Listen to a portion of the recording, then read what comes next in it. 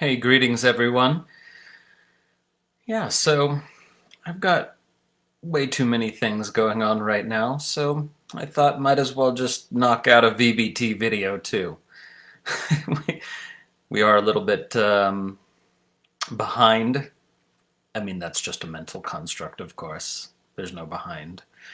But relative to the imagined schedule that was a spontaneously arising cognition, um, it's time to do another one. So, yeah, I'm joking, but this is actually relevant to the verse we're looking at now.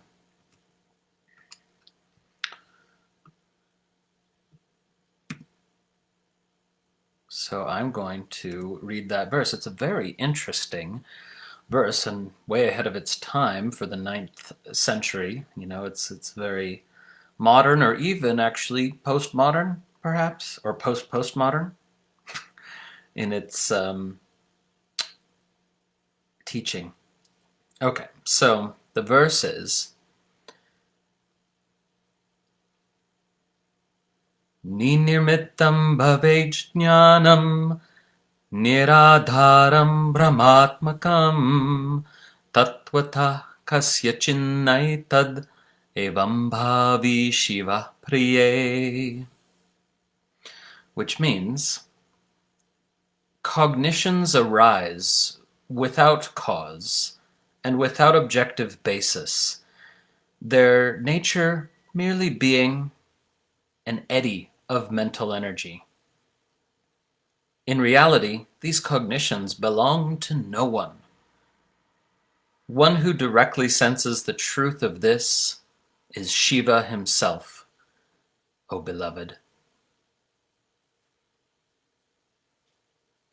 Meaning realizes his or her true nature as God, as blessed awareness. Several ways we could translate Śiva here. Okay, so let's break it down from the beginning. Now, when you look at other translations of this verse, indeed all the published translations of this verse, they take the word jnana in the sense of knowledge. But this makes no sense, actually. It would be an absurd statement to say knowledge has no cause and no objective basis. More importantly, it would be a statement that would contradict the whole edifice of the knowledge systems of Indian philosophy, that this text is certainly aware of. It doesn't exist in a vacuum. It wasn't composed in a vacuum. And indeed, they're not, the author is not trying to claim that knowledge has no cause and no objective basis. You know, if so, the author would have been a madman in the wilderness, not participating in a complex dialogue of texts and traditions and lineages and knowledge systems, which indeed this scripture is. Sure, this is an innovative scripture, but it also is connected to and indeed embedded in those knowledge systems. But the previous translators were hampered or hindered by the fact that it hadn't yet been demonstrated in Indology that the word jnana can mean cognition. And certainly Abhinavagupta, who was writing 1,000 years ago and more, frequently uses the word jnana in the meaning of cognition, or cognition in general, or specific forms of cognition. So philosophically, what we mean by cognition is concepts and percepts, so you can have a visual cognition when you simply observe a visual object. Of course, you don't know for sure that the object's there, but there's a there's a visual event being constructed by your visual cortex presumably in relationship with something in the actual world. That's a whole nother topic. The point is that cognition is both percept, anything perceived that appears within the mind, and let's remember, everything appears within the mind. You can't ever know for sure that you're not a brain in a vat being fed stimuli. So all percepts, whether smell, sound, sight, texture, and so on, those are all cognitions. And then as well, all concepts or thoughts are cognitions. Okay, so these are events. These are sort of mental events within consciousness. Now, if you're aware of what people call emotions, that's also a mental event within consciousness, right? Because an emotion is always a thought as well. It's interpreted, right? Emotions are interpretations, or even some scientists call them guesses. But anyway, so cognition is a very broad term when we understand its proper usage for all these different kind of mental events. But let's just take it to mean thoughts here. Jnana can mean cognitions in general, or it can mean thoughts. Of course, in other contexts, it means insight or knowledge or wisdom. But here, it's really cognitions and specifically thoughts. And we see that if we translate the word that way, now the verse makes sense and literally doesn't otherwise. So, my teacher, my academic teacher, the greatest scholar of tantric studies in the world, certainly in the Western world, Alexis Sanderson, he would always drill into us, you must presume that the author you're attempting to read or decipher wrote sense. Maybe some authors wrote nonsense, but their works were not preserved. So if you've come up with a translation that doesn't make sense, you need to step back and take another look at it. This would seem to be obvious enough to many people, but in the field of philological Indology, which it means a very, very, very, very, very close study of the minutiae of texts and the language that texts are composed in, then people very much can lose sight of the forest for the trees, and often do. This is a hazard of academia that's understandable if you have been deep in those woods. Anyway, so let's look at the verse again. Okay, so cognitions arise ninirmittaṃ, without cause. And what's meant here is that your perception that you are the thinker of your thoughts is illusory. Thoughts arise spontaneously. You don't know how to make a thought. Now, this comes as a surprising revelation to most of us because we're so used to thinking of ourselves as the thinker of our thoughts. And yet, literally, you don't know how to make a thought. And you don't decide what to think before you think it. If you think that you do, take another look. If you decide what to think before you're thinking it, then you're already thinking it. So how would you even do that, right? So you don't actually produce, construct, or build thoughts. Now, having said that, of course, you can construct, let's say, a logical argument, right? But how do you know which thoughts to regard as logical and which thoughts not to? Which thoughts can constitute an element, a premise, let's say, in a logical argument? Well, that's because of training. So when you construct a logical argument, you're running a program. And why did you decide to run that program and not some other program? Why did you decide to construct a logical argument instead of, do something else? Well, you could come up with a story that explains it, but that's after the fact. It's confabulation, right? In fact, cognitive events arise spontaneously. Now, of course, if they're cathected, then more of those sorts of events will arise. And cathection is when you focus emotional energy on a cognitive event, when you get excited about it, by something about it grabs you. And why? Who knows, right? Because you can't choose, can you, which sorts of cognitive events are exciting or interesting to you. You don't choose that, they just are, right?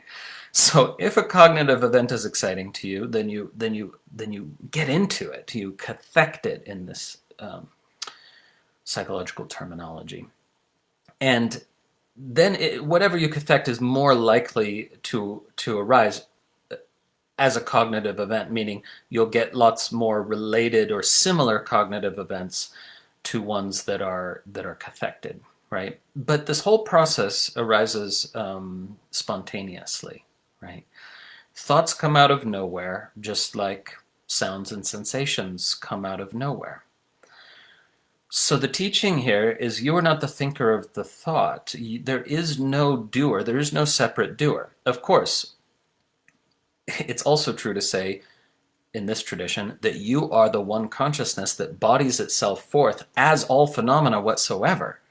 So in that sense, you, in your deepest nature as the one consciousness, produce all thoughts, but only in exactly the same way that you shine the sun and blow the wind and supernova the stars and everything else, right? That which you are constantly bodies itself forth as the whole field of phenomena, right?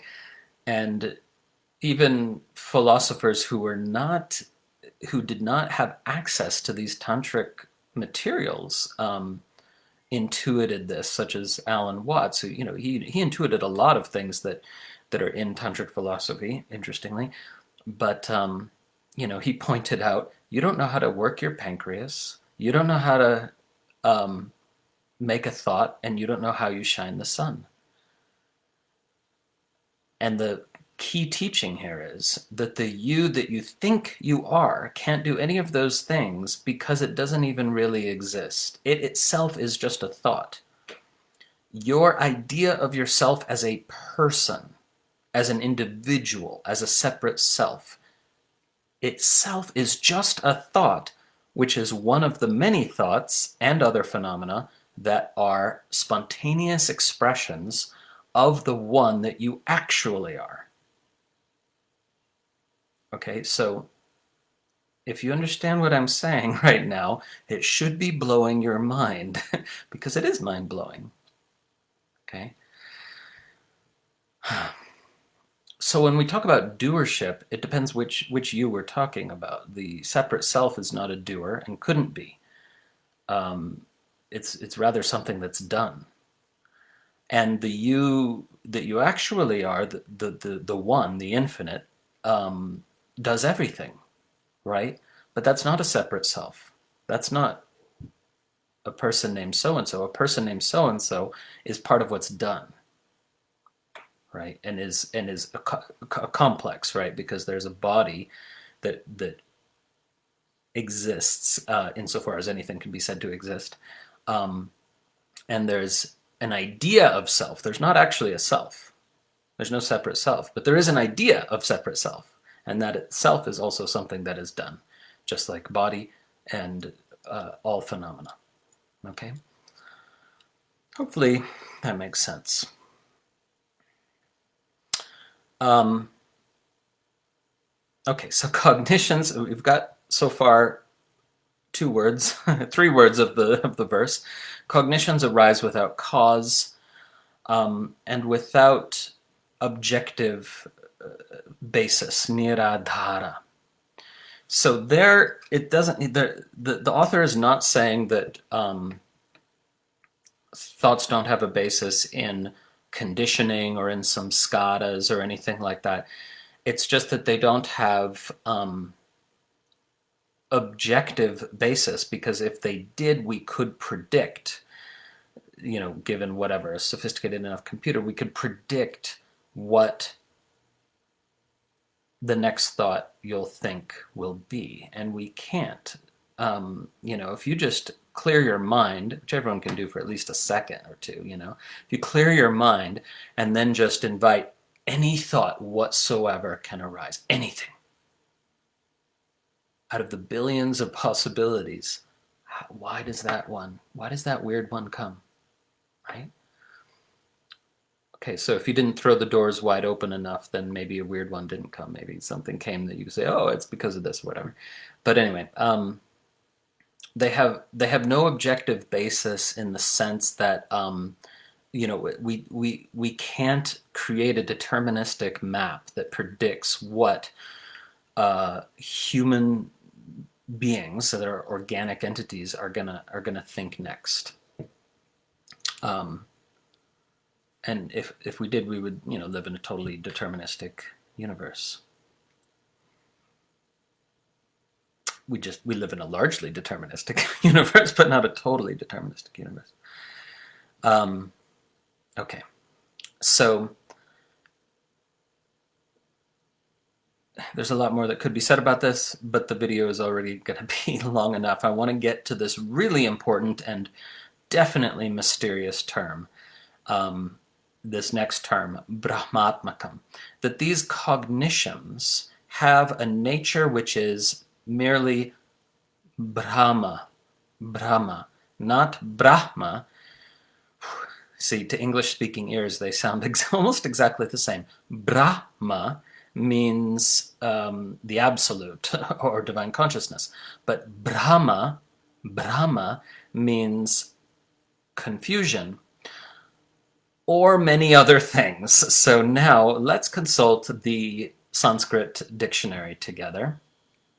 Brahma, wandering or roaming about, roving over or through, moving about or rolling, such as rolling the eyes, turning around, revolving, rotation, a whirling flame, a whirlpool, an eddy, a fountain, a potter's wheel, a grindstone, a circle, confusion, perplexity, error, mistake. So these are all the meanings of Brahma. Now, Sanskrit is a different sort of language than English, because as words accumulated new meanings from different contexts, they never lose their older meanings. So it's this a cumulative process whereby a Sanskrit word getting used for centuries and centuries and centuries would end up with a whole bunch of meanings. So then you're left wondering, well, which meanings are relevant here? Well, usually context determines, right? But here we have a couple of possibilities, and again, other translators don't share this information with you. They don't let you peek behind the curtain of their process, which I argue, many of you know, is a problem. We need to share our process with you, the reader, the student, the practitioner, so you can understand when we're not sure about something and when it's impossible to be sure, and you can then bring some of your own insight. So this is one such example. So, other translators say confusion or whatever, but I really think it's possible that this other meaning of Brahma as a whirlpool or an eddy or a kind of churning is also relevant. And remember, of course, that in Patanjali's Yoga Sutra, he also uses the term vritti. Vritti can also mean a turning or revolution or churning, or that sort of thing. So there's a semantic overlap between vritti and Brahma, which could be very significant because these texts are in the same universe, really. So I'm not sure that I want to sacrifice one meaning to the other, though, because certainly cognitions generate confusion. They generate this confusion I've already been addressing, the confusion, the sense that you are the thinker of the thoughts. The confusion also that thoughts could be true. Most people think their thoughts are true, or think that thoughts are the sorts of things that could be true. And in this tradition, we argue, no, thoughts are tools, not truths, because they fail so spectacularly to capture a reality which is always ineffable, meaning it's beyond words, it's beyond concept, even ordinary everyday experiences, even the experience of your feet in the mud or the taste of a mango. These are ineffable experiences that words could never get across to somebody who hasn't had them, right? They might get across a sort of representational concept, but that's all. So thoughts, as I've argued in other videos many times, are second-order reality. They're representational. They're never presentational. And as representations, they're fragmentary, incomplete, and distorted. They can't help but be somewhat distorting. Some are better than others, of course. Some are less distortive. But in that sense, then, we can say thoughts are confusion. We can take this meaning of Brahma as confusion, right? But I want to argue, at least for the possibility, that the fundamental meaning here is something like an eddy, a whirl of energy, a whirl of mental energy. That's what a thought is. And we get caught up in the form, we get caught up in the content of thoughts, what they propose, what they say to us, and we think we need to decide whether they're true or not. And we miss the energy of thought. We miss that every thought has an energetic valence and energetic qualities that tell us more about whether that thought is, say, healthful or not than the actual content of the thought. Just like, the taste of food, like when it's gone off, tells you more about the lack of benefit of that food than a kind of some analysis, like the nutrition facts or the expiration date. That data is not actually as instructive as the taste, right? In the same way, there's this important invitation in the tradition to look into and experience the energetic quality of thoughts. And we do that through this exercise of, if this thought had a color, what color might it be? If it had a temperature, what temperature might it be? If it had a texture, if it had a vector, if does it sink, does it rise, does it bubble, does it effervesce? Many other questions like this, and the answers aren't what's important. It's the fact that asking those sorts of questions orient you to the thought as an energetic phenomenon, right? And it helps you sidestep this compulsion to, figure out the truth value of the thought, which, by the way, in other contexts is perfectly appropriate, right? If you're trying to solve a problem, then you need to figure out the value of a given thought in application to that particular problem, right? So context is everything, right? But most of our thoughts are not that. Most of our thoughts are a kind of mental noise, like a radio flipping between dials spontaneously. You might occasionally hear something useful with a radio flipping between dials, but for the most part, it's kind of noise, right? Okay, so wow, this one verse actually could be a whole 2-hour workshop, to be honest. Okay, so when the video posts, I'll put in the comments these different meanings of Brahma. And again, please note the difference in pronunciation between Brahma, which nobody pronounces correctly, thereby furthering the confusion, and Brahma. It's about where the H is. Okay, so first half of the verse, one more time. Ninirmittaṃ bhavej jñānaṃ, nirādhāraṃ, bhramātmakam. Cognitions arise without cause and without objective basis, their nature being merely either a kind of confusion or a whirlpool, an eddy of mental energy. Now it gets even more interesting. Tattvataḥ. In reality, or actually, kasyacin naitad, these thoughts, these cognitions, belong to no one. That's the third quarter of the verse, the third of 4 lines, if you were breaking it into 4. Tattvataḥ, kasyacin naitad. The cognitions belong to no one. So this, a very, very concise way of expressing this teaching, that you are not the thinker of your thoughts. And this is really important, because this one that you think you are, you picture yourself as the agent behind the thoughts or the feelings. You're the thinker of your thoughts and the feeler of your feelings, right? The emoter of your emotions. But this is itself nothing but another thought, right? So contemplate that. It's life-changing if you can really get it, if it lands. This one verse, actually, this one verse could trigger a whole process of awakening if it lands.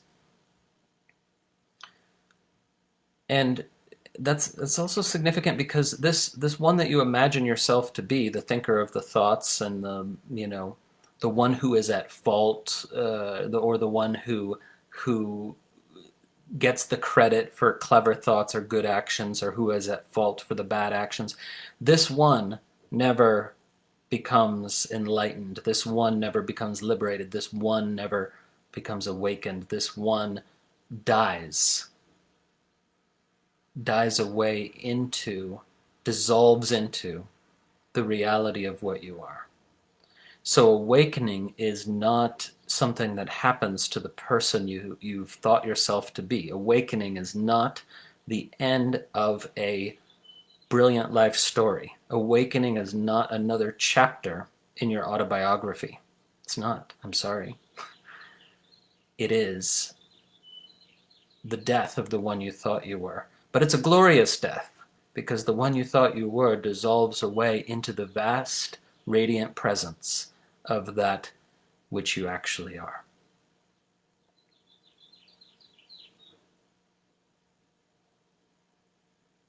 Now, the people then say, wait a second though, if you've experienced this, how are you just talking normally? Don't you feel that you're the one making the thoughts and making the words? You're the speaker of the words?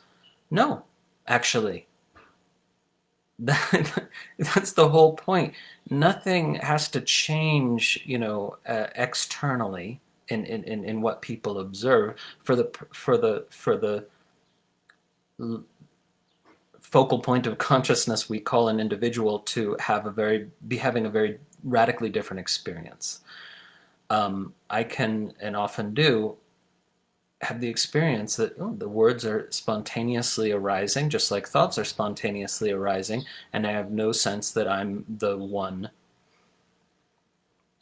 doing it, except only in that vast sense in which I am the one shining the sun. And so are you. Right? This is not grandiosity. This is what we all are. Okay, so impossible stuff to try to explain, but it's fun to try. And those who have had a sense of the experience, they click into it and they can deepen that experience through these pointers. They can deepen that mode of experiencing, because it's not really an experience. It's a perspective from which experience can occur.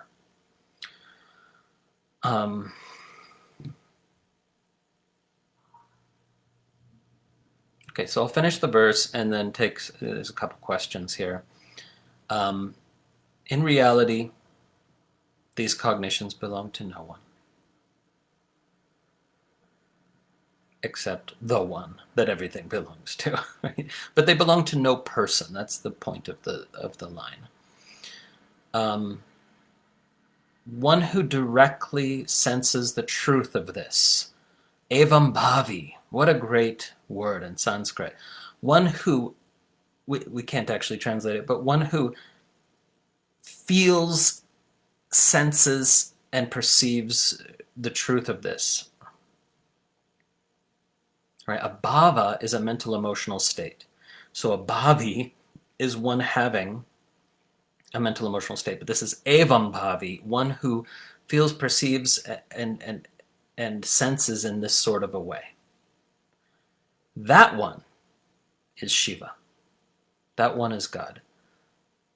This is shorthand. This is verbal shorthand, of course, because we're all God.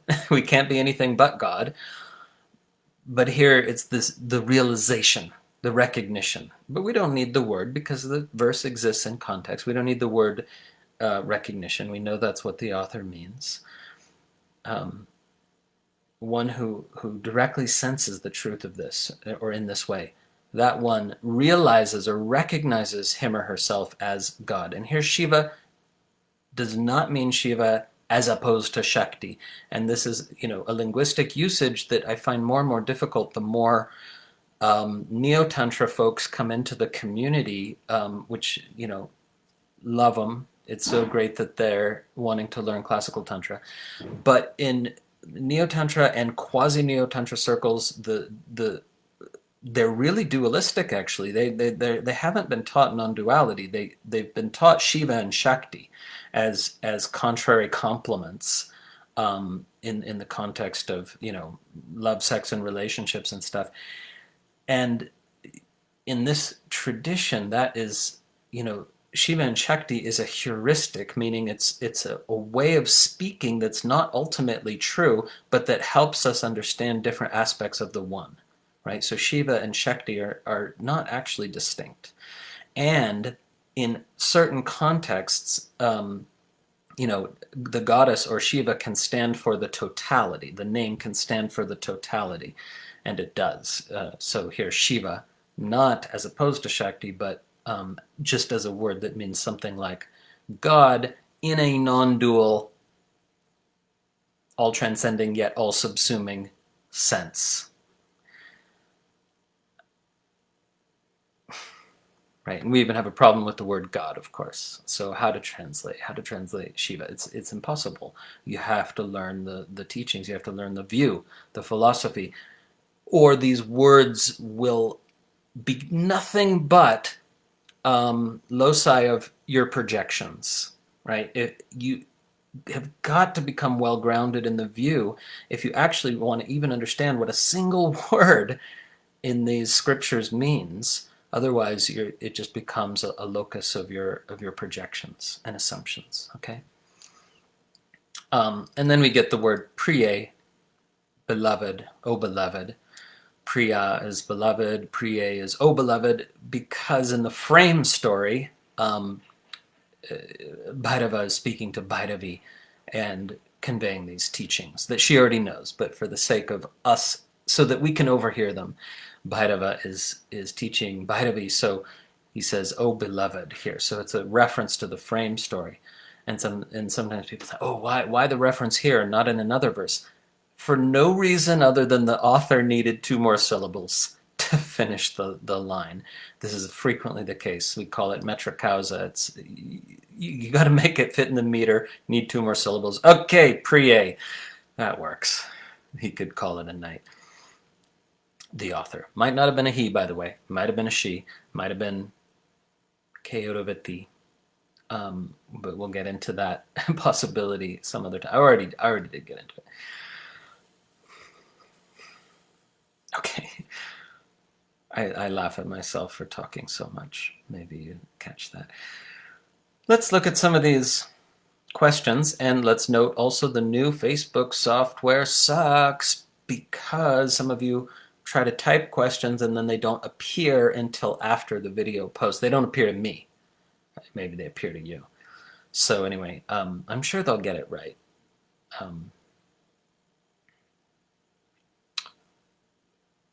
Eventually. Anyway, Justin says, I thought everything was part of cause and effect. Everything but cognitive thoughts, they're outside karma? No. when we're talking in terms of causes and conditions, of course, most thoughts, not all actually, but most thoughts have causes and conditions. Specifically, they are rooted and based in your conditioning, your training, your programming, your all the data you've internalized. Some thoughts are products of pratibha, which means they don't come from your conditioning, but they're just an expression in words of an intuitive insight, which is somehow independent of conditioning. How is that possible? Well, I would draw an analogy to quantum physics. Some people love this and some people hate it when I do this, understandably, but there's an analogy in the sense that it's an almost totally deterministic universe, but there's also quantum randomness. And that's why we can't, predict something for absolute sure.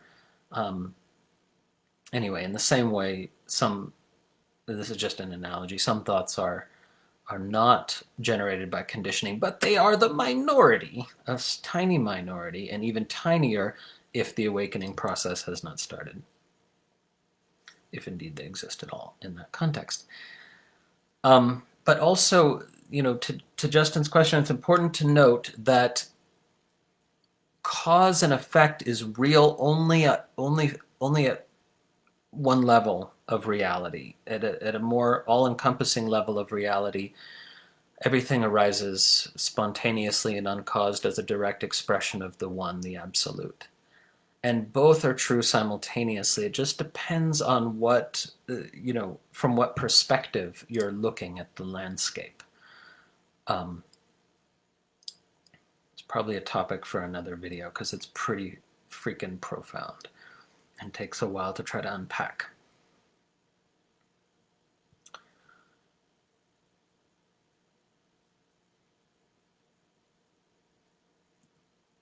Okay. So a bit longer than most VBT videos, but worth it, I hope. And really contemplate this one. I invite you to contemplate it a lot. And it's by contemplate, I don't mean think about it, try to figure it out. Let it initiate a process. Let it initiate an unraveling. It's powerful what can happen. So we're in a very interesting part of the text now, these contemplative practices. And they continue for another 11 verses. And we'll slowly make our way through. I want to especially thank the patrons.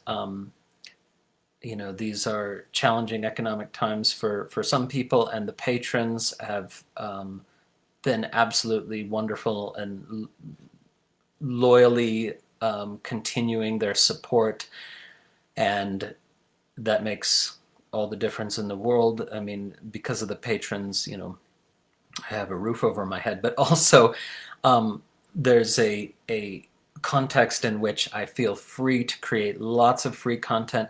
So before 3 years ago, you guys, there was no free content, coming from me. And now there's tons and tons and tons of free content. That's all because of the patrons on Patreon. So please, hug a patron if you can. Maybe we should publish a list of them so you can know who to hug at some point when that's possible.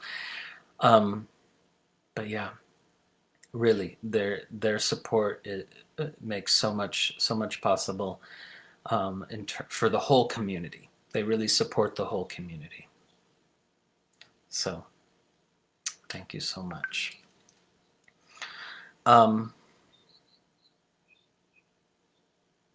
Yeah, I'll answer. There's more questions. I'll answer them in the comments section. Om. Thank you for being.